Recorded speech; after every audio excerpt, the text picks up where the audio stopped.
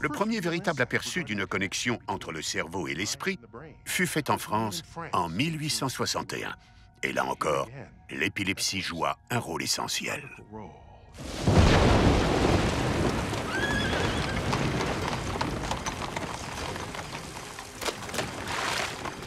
À cette époque, l'hôpital psychiatrique du Bicêtre était à la pointe de la recherche.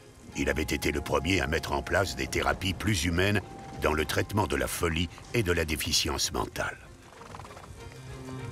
Le chirurgien Paul Broca, attaché à cet hôpital, était particulièrement apprécié pour sa bienveillance envers ses patients.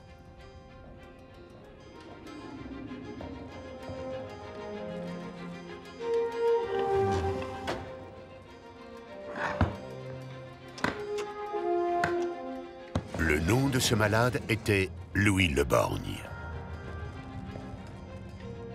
Mais tout le monde l'appelait Tam, comme la seule syllabe qu'il prononçait depuis qu'il avait 30 ans. Et il en avait maintenant 51. Tan souffrait de crises d'épilepsie depuis son enfance. Il avait été interné à Bicêtre parce qu'il avait totalement perdu l'usage de la parole, excepté sa capacité à dire « Tam ».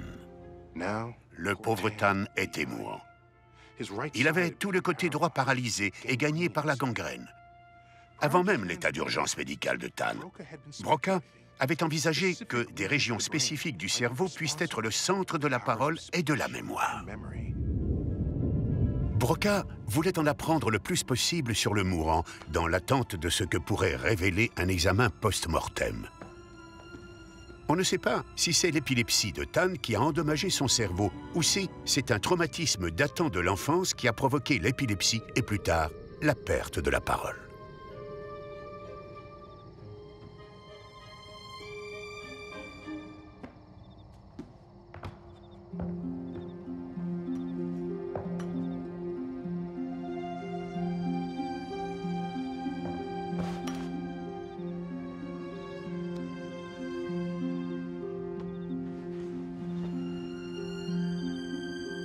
Toujours est-il que le destin de Tan a permis à Paul Broca d'établir, pour la toute première fois, un lien entre une partie du cerveau humain, dans ce cas précis, la région endommagée, et sa fonction spécialisée, la production du langage.